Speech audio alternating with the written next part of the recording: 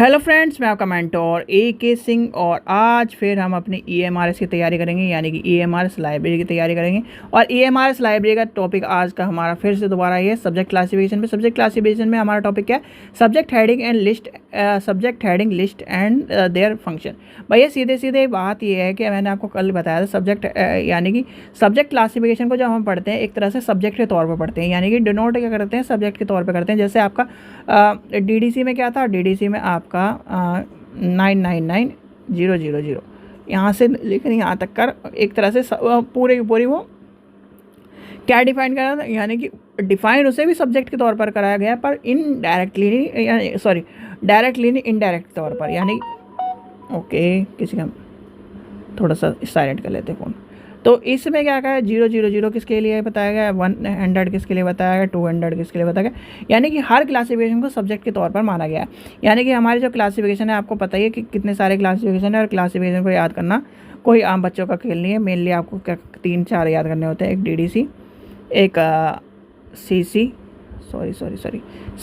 UDC, ये सारे याद करने होते हैं, ठीक है, क्योंकि ये सबसे मेन इंपॉर्टेंट है। और UDC इसलिए इम्पॉर्टेंट है क्योंकि ये ज़्यादा लैंग्वेज में, ये 40 लैंग्वेज में, और ये कितनी लैंग्वेज में, कमेंट करके बताइए। फिर आता है आपका EC कार्टर, यानी कि CA कार्टर।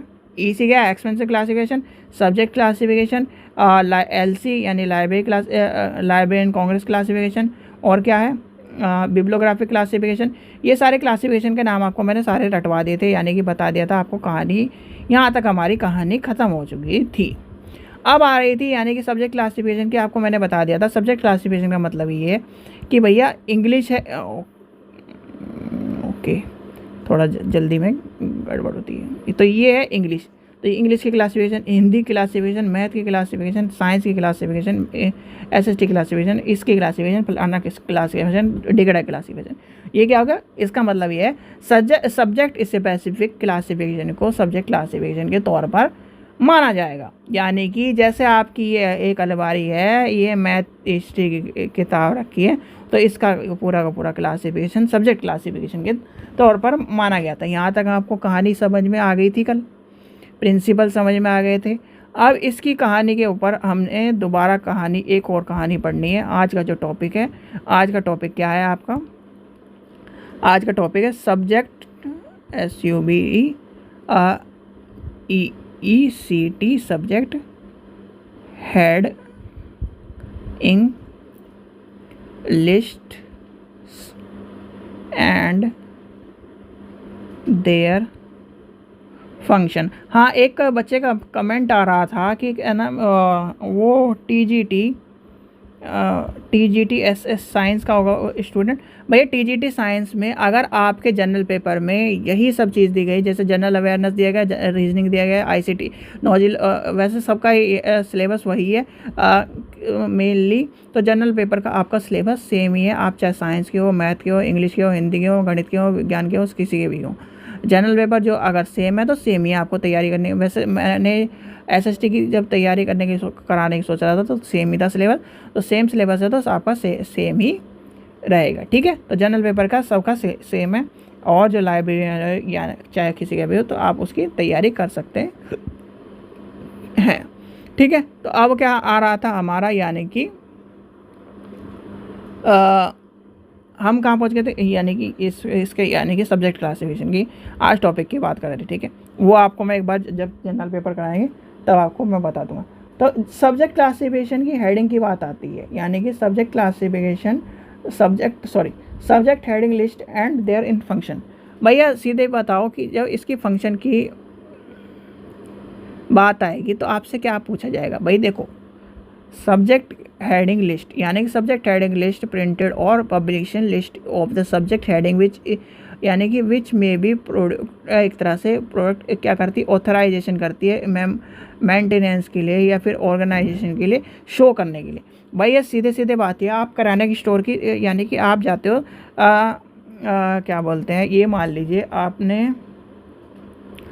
DMart गए, यानी कि DMart गए, सुपर मार्केट कुछ भी मान के चलिए, कोई से जियो मार्ट गए, DMart गए, फलाना मार्ट गए, किसी भी मार्ट गए। आपने क्या करा?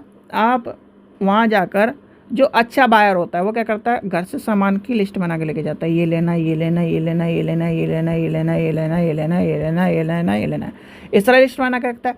तो ऐसे ही हम क्या करते हैं, हम जब किताबें लेने जाते हैं, मान लीजिए आपने अपने बच्चे की किताब लेने जाना है, अपने बच्चे की किताब लेने जाना है, चलो मान लिया अपने बच्चे को छोड़ो, आप कर रहे हो आईएएस की तैयारी यानी यूपीएससी की तैयारी कर रहे हो, और यूपीएससी की आपने लिस्ट बना ली, वो जो 20-30 किताब है उनकी लिस्ट बना ली, आपने हिस्ट्री लिख दी, विपिन चंद्र लिख दी, 15 लिख दी, फलाना लिख दी, डिगटा लिख दी, स्पेक्ट्रम लिख दी, और कौन सी है,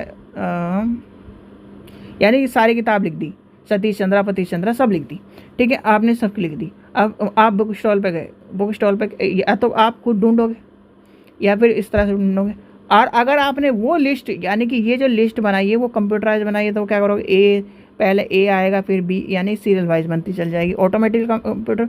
तो यही काम कर रहा है, यानी सब्जेक्ट हेडिंग, यानी कि सब्जेक्ट हेडिंग लिस्ट का काम ये है। सब्जेक्ट हेडिंग लिस्ट एक द परफॉर्मेंस, यानी कि एक तरह से क्या करती है, कंट्रोल वोकेबलरी, यानी कंट्रोल वोकेबलरी करती है, असाइंड जो करती है, एडिड एंट्री को लेके चलती है, और जो बिब्लोग्राफिक, जो आपका बिब्लोग्राफिक जो क्लासिफिकेशन है उसको उस तरह से शो करती है, यानी कि एक तरह से काम करती है। फिर क्या करती है इसका, यानी कि हमने क्या पढ़ना है, हमने इसके चीज़ें पढ़नी है, मैक्सिमम क्या पढ़ना है हमें, देखो इसका फंक्शन पढ़ना है, और दूसरा हमें क्या पढ़ना है, इस सब्जेक्ट हेडिंग लिस्ट है क्या, यानी सब्जेक्ट हेडिंग लिस्ट का कहानी समझ में आ गई भैया। सब्जेक्ट हेडिंग लिस्ट भैया सीधे सीधे बात ये, इस विषय सूची, यानी कि विषय सूची क्या है, सब्जेक्ट हेडिंग। हेडिंग को क्या कहेंगे हम, हेडिंग को हिंदी में क्या कहते हैं, हेडिंग को हिंदी में, वर्ड मेरे भी दिमाग में घुमा जा रहा है, हेडिंग को हिंदी में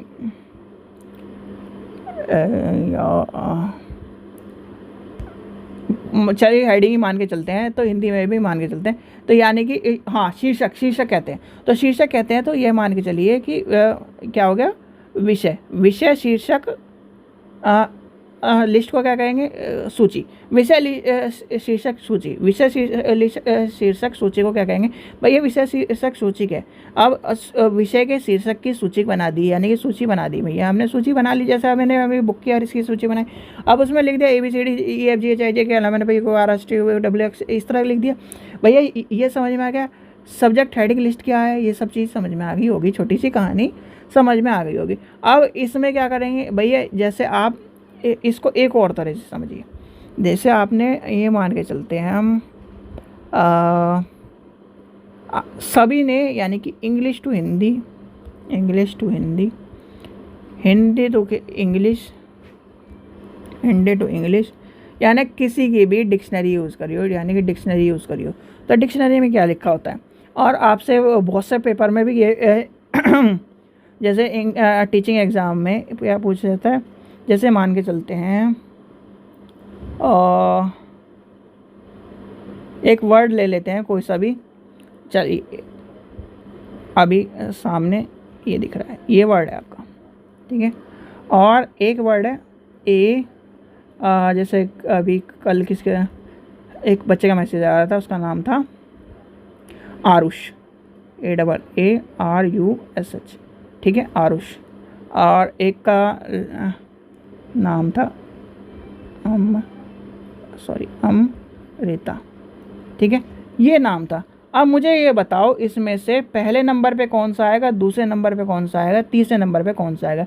अगर आपको इसे कहा जाए कि भैया इन्हें सीरियल वाइज लगाओ, तो क्या नंबर आएगा भैया, इसमें ए है, ए यानी कि ये आ जाएगा पहले नंबर पर। अब ABCDEFG, यानी कि ए के बाद क्या आता है, AB के बाद क्या आता है, C आता है, तो यानी कि ये क्वेश्चन ए के बाद C आ गया, और यहाँ पर ए के बाद M, तो M बाद में आता है, C पहले आता है, तो यानी कि ये नंबर चला गया 2। अब ये आ गया 3, तो यानी कि 1 2 3, तो यानी कि किस तरह चलेगा 1 2 3। तो ऐसे ही यानी कि सब्जेक्ट क्लासिफिकेशन में क्या कहा गया है, वोकेबलरी, शॉर्ट, यानी कि उसकी arrangement, nature of language, document subjecting, ये वोकेबलरी कंट्रोलेशन, डिफरेंट इंडेक्स, सेम इंडेक्स, ये सारी चीज़ें आ जाएंगी। यानी कि ये सब चीज़ें आपको क्लासिफिकेशन में आपने पढ़ ली, यानी कि मिस मैच जो हो गया या इधर उधर हो गया, वो सारी आपकी सारा चीज़ें आपकी सब्जेक्ट क्लासिफिकेशन में, सब्जेक्ट हेडिंग लिस्ट में आ जाएगा, ठीक है।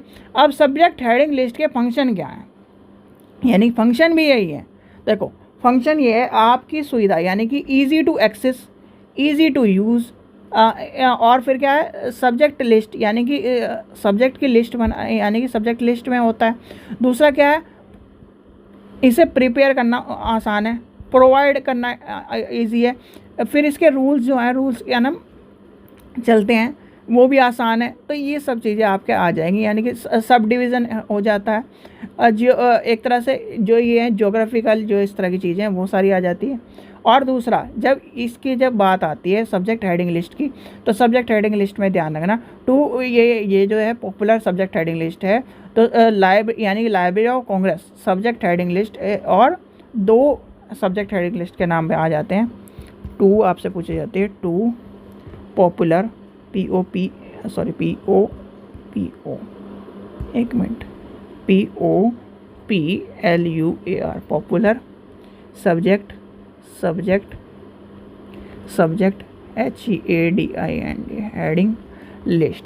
भाई देखो, आपको मैं जो भी हिंदी वाले स्टूडेंट है वो ये कहते हैं कि हमें इंग्लिश में समझ में नहीं आता। मेरे को कौन सा, ये मान के चलो आपके से मुझे भी कौन सी सारी चीज़ें बताएं, मैं भी तो आपके सामने। भाई नहीं समझ में आए तो आप तोड़ के पढ़िए। जैसे हमारे एजुकेशन में एक चीज़ कहा जाती है, डिवाइड एंड रूल वाली बात कही जाती है। तो बच्चों को क्या कहा जाता है, जैसे मान के चलिए राम है, पहले राम को हम क्या पढ़ाएंगे, पहले बच्चे को क्या सिखाएंगे, आर, फिर उससे क्या है रा से क्या सिखा दिया, और फिर लिखा जाएंगे मैं, यानी कि ये बन गया राम। तो इस तरह से आप खुद पढ़िए। जैसे पहले पढ़ा हमने लाइव रे री, लाइब्रेरी बन गया ना लाइब्रेरी। तो इस तरह से आपको थोड़ा बहुत पढ़ना पड़ेगा, क्योंकि बिना अंग्रेजी के आप हिंदी में लाइब्रेरी को नहीं जीत सकते। ये एक तरह से फैक्ट है, फैक्ट ही मान के चलो, क्योंकि अगर आप सच्चाई मान के चलोगे तो फिर तो आपको दिक्कत का सामना करना पड़ेगा बहुत तगड़ा। क्योंकि फैक्ट इसलिए है भैया, हिंदी में बहुत सारे टर्म ऐसी है। और ये जो ये कहता है कि मैं हिंदी में कर दूंगा, भैया हिंदी में अगर आपको शुद्ध वचन या शुद्ध वाक्य या शुद्ध शब्द दे दी जाए, जो लाइब्रेरी के हैं, जो लाइब्रेरी के टर्म में यूज़ भी नहीं हुए, लाइब्रेरी में ये मान के चलिए चाहे कितनी भी बड़ी किताब हो, चाहे कोई भी ऑथर हो, चाहे रंगनाथन ही, पहली बात तो रंगनाथन ने लिखी नहीं है हिंदी में किताब। और जो ऑथर हैं जिनकी हिंदी में किताब मिलती भी हैं, उनमें भी आपको क्या पुस्तकालय है, या फिर जो इस तरह की जो चीज़ें, कभी कभार जो इंग्लिश की चीज़ें, इंग्लिश वर्डिंग है, तो उसमें भी हिंदी में लिखा मिलता है। जैसे मान के चलते हम लिख देते हैं लाइब्रेरी, हिंदी में लिखते हैं लाइब्रेरी, तो इस तरह की वर्डिंग यूज़ होती है। ठीक है, तो इसलिए मैं थोड़ा सा आपको कहता हूँ, अवेयर कराता हूँ कि और इंग्लिश में ईजी भी है आपका। जैसे आपसे पूछ रहे हैं मैंने OPAC क्या है, अब आप क्या कहोगे, ओपन पब्लिक एक्सेस कैटलॉग। अब इसी को हिंदी में कर दूँ तो क्या कहेंगे, मुक्त। ओपन को क्या कहेंगे भैया, ओपन को खुला, यानी खुला। पब्लिकेशन को क्या कहेंगे, पब्लिकेशन को खुला प्रकाशन। एक्सेस कैटलॉग को क्या कहते हैं, कैटलॉग का क्या कहते हैं वर्गीकरण, यानी इस तरह से आ जाएगा। तो अब ये क्या आपको ये आसान लग रहा है या ये आसान लग रहा है, ओपन पब्लिक एक्सेस कैटलॉग। तो ये सब चीज़ें आपको ध्यान रखनी, मतलब बस थोड़ा सा ही अंग्रेजी का सहारा लेना है, ज़्यादा अंग्रेजी का सहारा नहीं लेना। और डरो मत, इतनी अंग्रेजी तो वही है कि जैसे एक पिक्चर है ना, इतनी अंग्रेजी तो मैं एक बार पी के बोल लेता हूँ, वही वाली बात कर दो आप भी कि इतनी अंग्रेजी तो मैं एक बार लाइब्रेरी का पेपर देख कर बोल देता हूँ। ठीक है, तो यहाँ पर ये यानी 2 popular subject heading list are the library congress, यानी कि LC वाली जो कहानी सुनाई थी, और फिर एक है star list of the subject heading.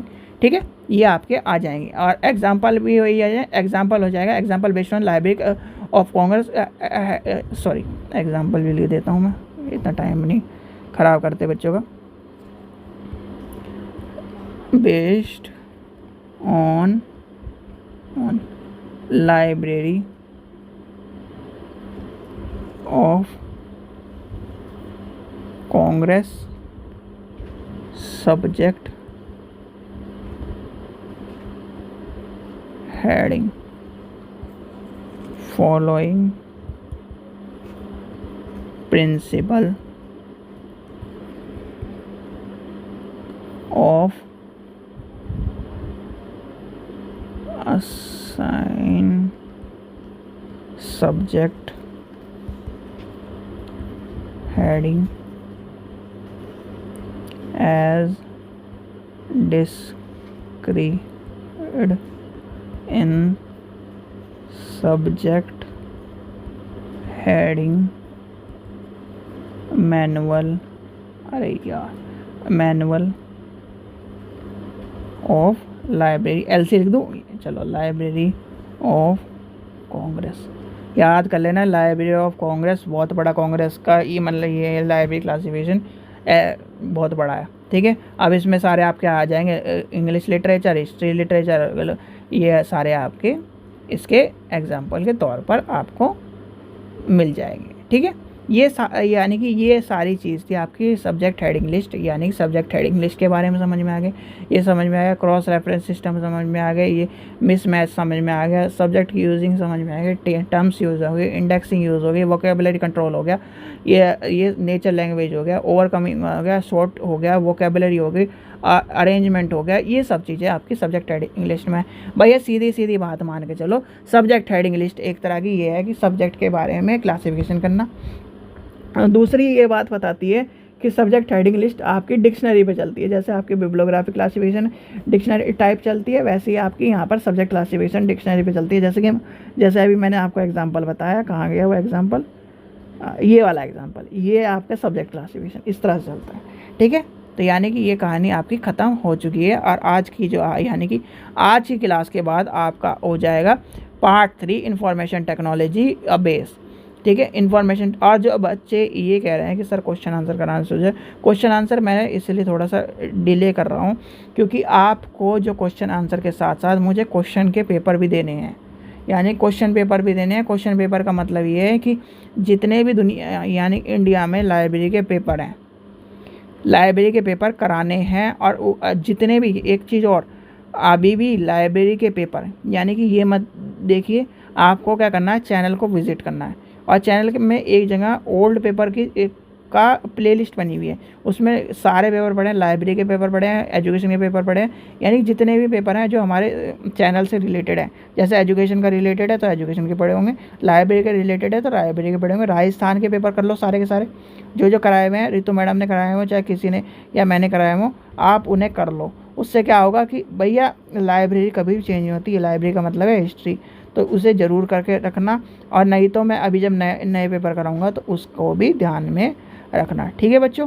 आशा करता हूँ आपको वीडियो पसंद आई, वीडियो पसंद आई तो लाइक करें, चैनल को सब्सक्राइब करें, वीडियो को ज़्यादा से ज़्यादा शेयर करें। और आप क्या करते हो, वीडियो को लाइक भी नहीं करते, शेयर भी नहीं करते। अब ये थोड़ी कि जैसे ये मान के चलो, आप ये सोच रहे हो कि EMRS का, देखो EMRS का पंगा चल रहा है, सीधे मैं कहूँ EMRS का कोई आपको धोखे में रखता हूँ, ये हो जाएगा फलाना हो जाएगा, धोखे में रखने की मेरी आदत नहीं है। EMRS का पंगा चल रहा है क्योंकि EMRS का जो केस है आपको पता ही है, केस जो चल रहा है उत्तराखंड वाला, उसकी वजह से तो EMRS का जो केस चल रहा है वो एक, ये मान के चलिए उसका कुछ होने वाला है नहीं, क्योंकि EMRS की जो वैकेंसी है, सीधे सीधे बात ये भाई, हाथ में तो सेंट्रल गवर्नमेंट के है और निकालती उसे स्टेट गवर्नमेंट है, तो इसलिए वो थोड़ा सा मामला सेटल हो जाएगा। पर आप अपनी तैयारी करते चल जाओ। अगर मान लो EMRS की तैयारी कर रहे हो और आ गई इसी बीच में कोई और वैकेंसी, DSSS की वैकेंसी आ गई या किसी और की वैकेंसी आ गई, तो भाड़ में जान दो EMRS को। अपनी जो जिसमें जो चीज़ रहेगी आपके पास, यानी कि जो आपके दिमाग में जो आपका छपा हुआ है लाइब्रेरी का, वो तो आपके काम आएगा कि नहीं आएगा, ये तो मान के चलो। यानी कि ये मान के चलो आपको। और एक चीज़ और, जितने भी पेपर हैं, जितने भी चैनल पर पेपर पढ़ें, वो सारे के सारे देख दो लाइब्रेरी के, क्योंकि लाइब्रेरी के पेपर का मतलब ये है, एक जो हर पेपर से मान के चलो 5 क्वेश्चन मिलने ही मिलने हैं। 5 नहीं मिलेंगे, 2 तो मिलेंगे ही मिलेंगे, और 2 नहीं मिलेगा तो एक तो मैं गारंटी से कह रहा हूँ, हर पेपर से एक क्वेश्चन आपको मिलेगा ही मिलेगा। क्यों मिलेगा भैया, 5 लॉज ऑफ लाइब्रेरी साइंस मिलेगा ही मिलेगा, उसके बिना पेपर बनने ना, ठीक है। अब दूसरी बात ये है, ईयर ऑफ क्या है, क्लासिफिकेशन, उसके बिना पेपर नहीं बनता। यानी कि आपके जो जीरो बजटिंग है उसके बिना पेपर नहीं बनता, क्लासिफिकेशन है उसके बिना पेपर नहीं बनता, मैनेजमेंट है उसके बिना पेपर नहीं बनता। अब ये मान के चलो 5 टॉपिक बताए, 5 तो पेपर, यानी हर पेपर में 5 क्वेश्चन तो मिले, और 5 क्वेश्चन वही का वही, ये मान के चलिए, ये कह दिया खरबूजा चाकू बिक रहे या चाकू खरबूजा बिक रहे, तो वही तो बात है, कटना तो खरबूजा ही है। यानी क्वेश्चन का मतलब ये है, उसने पूछ दिया सीसी के पापा कौन है, यानी कि फादर ऑफ सीसी, तो आपको क्या बताना है, रंगनाथन। रंगनाथन यानी रंगनाथन द्वारा कौन से क्लासिफिकेशन का जन्म दिया।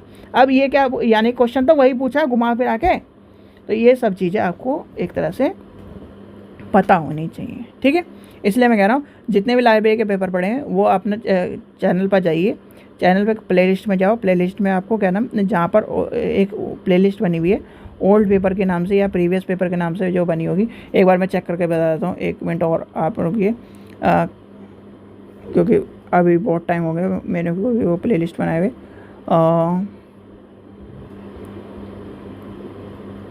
1 मिनट और, हाँ, प्रीवियस ईयर क्वेश्चन पेपर के टीचिंग एंड लाइब्रेरी के नाम से वो पेपर है, यानी कि प्रीवियस ईयर आपको मैं लिख के भी दे देता हूँ, ये बनी हुई है PREVIUASH, previous year question paper, यानी क्वेश्चन पेपर पूरा लिख, तो यानी कि इसके यानी कि ये है, चलो मैं आपको पूरा लिख के दे देता हूँ, क्योंकि आप फिर क्वेश्चन पेपर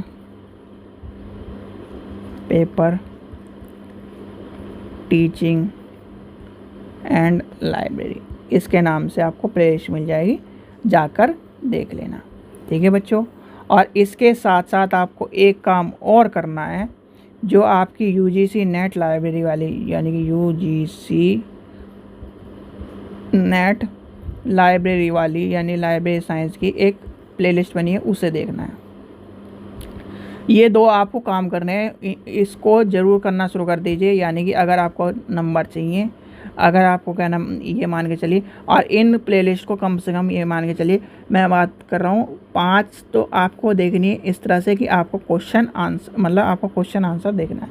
फिर जब 5 के बाद छठी या 6, 7, 8, 9 और 10, इसमें आपको कैसे करना है, क्वेश्चन देखना है और खुद आपको आंसर बताना है, क्वेश्चन देखना है, खुद आंसर बताना है, ऑप्शन नहीं देखना। इस तरह से याद करो, तब क्या नाम, मैं मान के चलूँगा कि आपको 100 में से 90 नंबर आ जाएंगे, ठीक है। चलिए, ठीक है बच्चों, आशा करता हूँ वीडियो पसंद आई तो लाइक करें, चैनल को सब्सक्राइब करें, वीडियो को ज़्यादा से ज़्यादा शेयर करें, और सभी अपने दोस्तों को जो भी लाइब्रेरी की तैयारी करो वीडियो को भेज दो, ठीक है। चलिए, थैंक यू।